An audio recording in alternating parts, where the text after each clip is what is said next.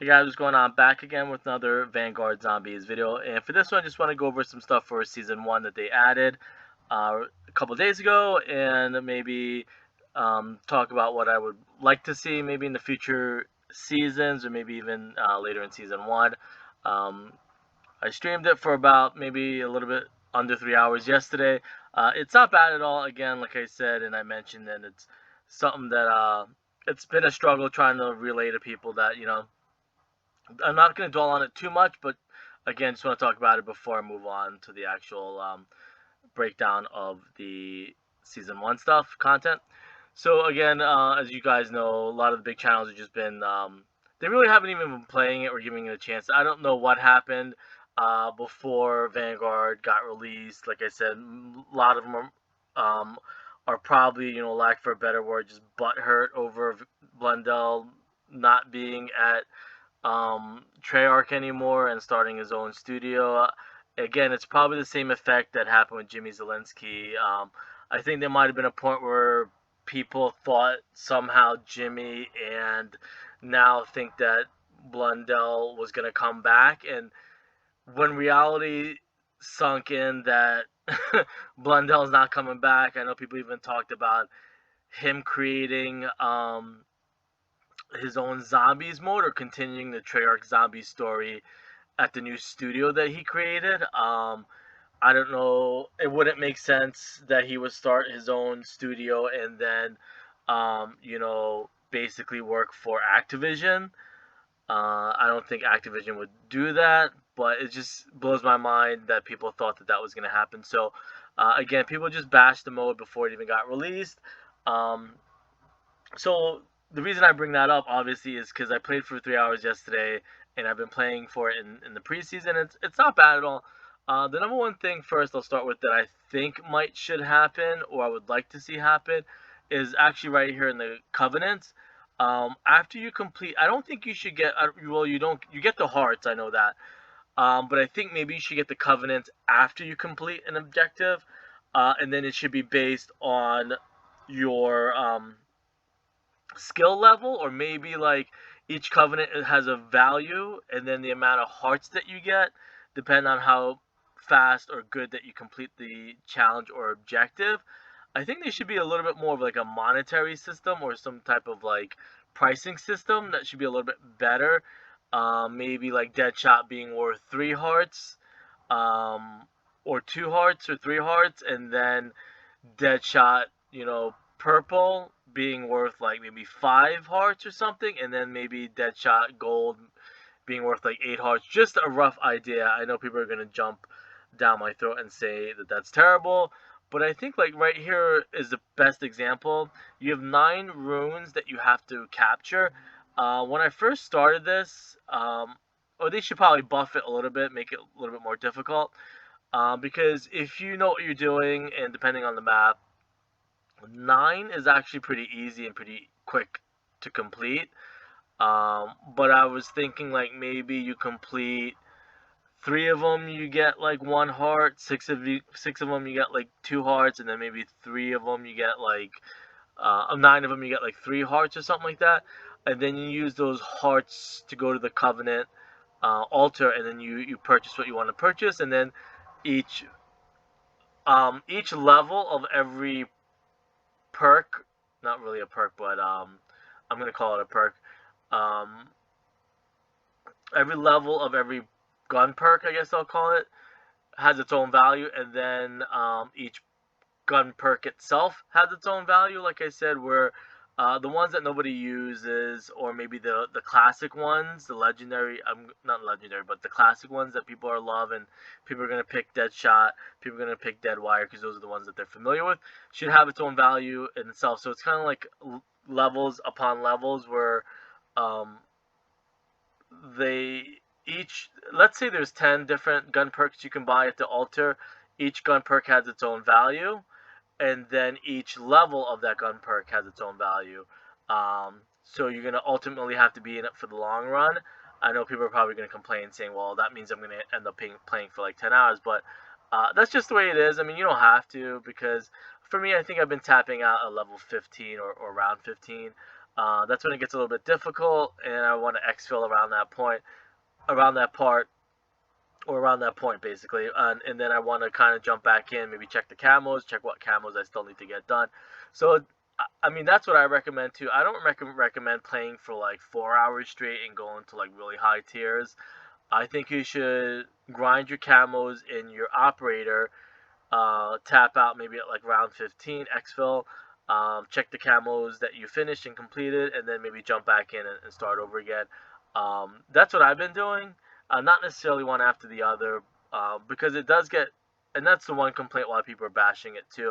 People don't want to admit that, and I should say people, the big zombie YouTubers don't want to admit to their subscribers and fans and viewers that like they're not that great at zombies, and it gets very difficult at round 15. That's just kind of like I mentioned before, the bitter pill to swallow is nobody's gonna say that I'm not that good as I sell myself to be, and you have to fake it. And I talked about this a couple weeks ago, like the saying you gotta fake it till you make it. Like these guys haven't been good, and a lot of the big channels they only have the amount of subs that they do because they literally got it hand delivered to them from Treyarch and Call of Duty. They got invited to every single um, pre-release, every single interview and stuff like that.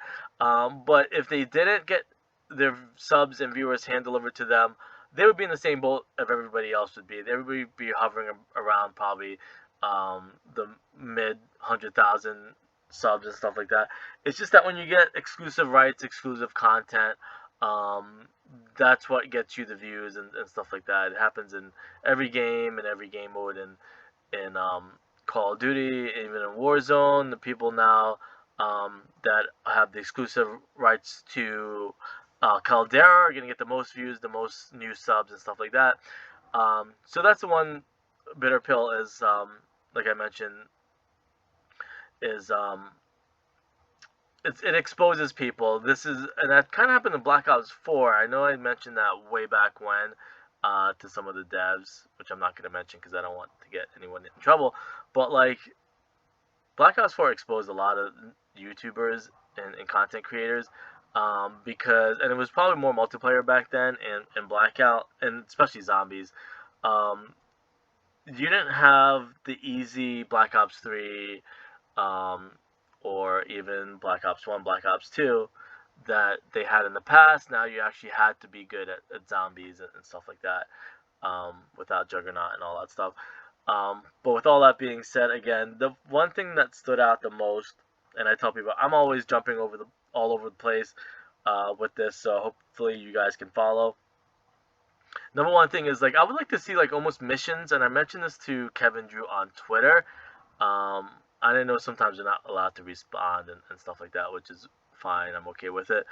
But it almost kind of reminds me like Spec Ops, especially how like even Dome and some of these Modern Warfare maps are now, and even Black Ops maps are in the game. It makes me.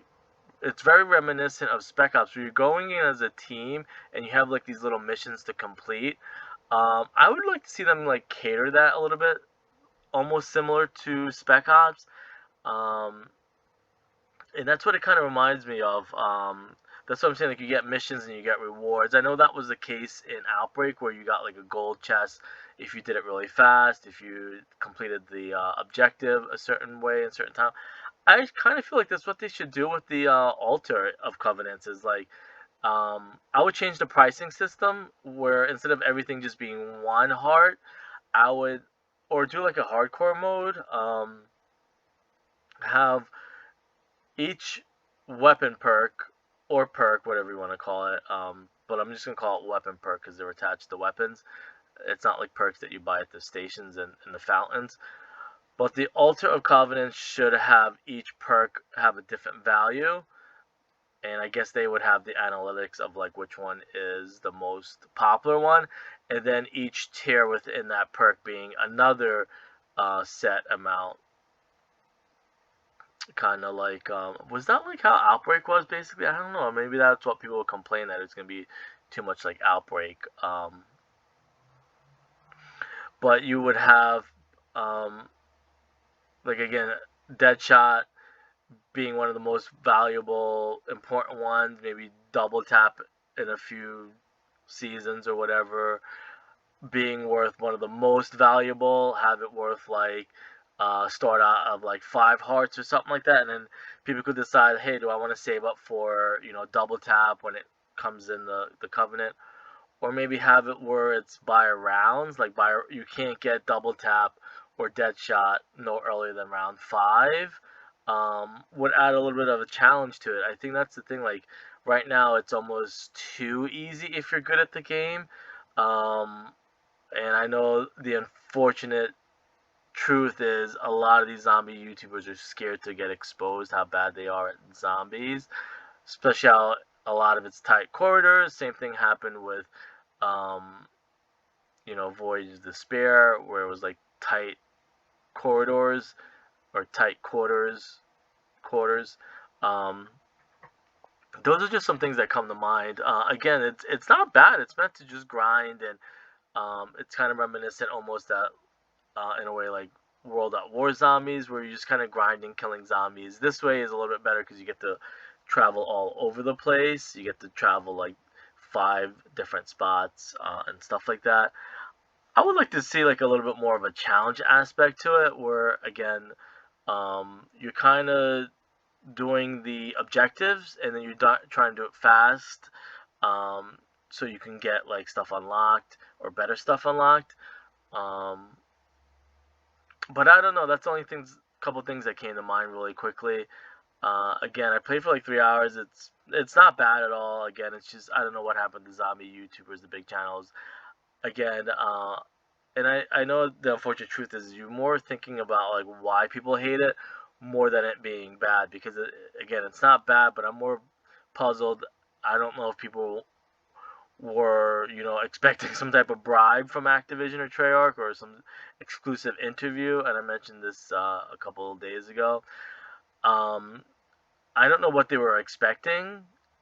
They were expecting like the devs to show up at their apartment or house with the Chronorium Part 2 or something like that, and or free games or free COD points or free weapon skins or a free dinner or something. Um, because everything's not that bad. I mean, I can play. It's meant to be dark. I played at nighttime. I played for almost 3 hours, and it's not bad. Like you can, it would be a good way for people to talk to their chat and play at the same time, because it's an easy. Like I played for 3 hours, and it's not. I hate to keep saying that, but it's not bad. I don't see what people are complaining about. And then if it was too sweaty, then people will complain that it's too sweaty. If the zombies were coming at you crazy at like round 1. I played for 3 hours. In round 15 or 13, it was just starting to get a little bit sweaty. It's just that I happened to start at like midnight, and then it was like 3 in the morning. So I'm like, you know what? I'm not gonna keep going all night. Um, but if people are streaming for like 8 hours, um, 3 hours should go by really fast, because you're getting set up. You're figuring out what covenants you want to buy. Um, of course, okay. Moving on. I don't want to keep dwelling on that. But again, 3 hours should be easy. If people are streaming for like 5 or 6 hours, the game mode's not that bad. It's just that I think people were just looking to get like a free car from Activision or Treyarch or something like that. But aside from that, yeah, I want to definitely see some of the more classic maps, Verrucht, all the World at War maps. If they don't end, for me, if Vanguard doesn't end with all the World at War maps coming in there, I would be a little bit somewhat surprised. Um, Again, we already have Shinonuma, so that one's already checked off. Verrucht, I would like to see Verrucht, a World at War map. Um, I don't think they're going to do Doris, unfortunately. Um, and it obviously isn't going to be full round based. I'm talking about in Der Anfang, where we just travel there. Um, or maybe more objectives where you get to decide if you want to leave or stay. But then that's going to contradict what I just said, where I think it should be kind of timed. But anyways, those are just a couple of things. Again, I would like to see a better pricing system for the Covenant, and then on top of that, I like to see some more of the classic maps like Varrock, Doris. What else is in there? Nocturne Totem would be nice. Aside from that, I like I said, there's not much you can do. It's not that bad. You just gotta play it. People just don't want to play it. People want to be gifted. Like I know it happened in a couple of the old games, which I'm not gonna mention, but people don't want to grind Dark Ether. They just want to be gifted Dark Ether. People don't want all the best skin to grind all the best skins. They just want to get Treyarch and Call of Duty, gift them that stuff to them. That's the unfortunate truth that, because if you play it yourself, and it's the same thing with Outbreak. A lot of the big channels complain about Outbreak, but it's not bad at all. Um, it's the same thing. People just don't want to grind. They just want free stuff handed to them. And they've actually, and that's the one thing. And I know I said I wasn't going to talk a lot about it, but that's the one thing I want to say real quickly is like, I don't mind Call of Duty Treyarch maybe doing that, but do it to the people that actually contributed the most to the zombies community, and not just the toxic zombie YouTubers. I know it's gonna get super annoying because I keep repeating it every single time. Um, but I don't know. There's so many more people I feel like contribute to smaller channels or some of the Twitch streamers and stuff like that don't complain. And I understand the squeaky wheel gets the oil and stuff like that, or the grease, whatever. Um, but the reason I'm bringing all that up again is, like I said, it's not bad. The mode is just meant to be played like a World War map, or the old original ones that people begged for, that you just grind, shoot zombies, kill zombies. Um, I don't know why people aren't treating, um, Der Fang like Nocturne Toten. You get a big wide open area to just run around and kill zombies and stuff like that. Anyways, again, a couple things I wanted to go over. I'll see you guys later.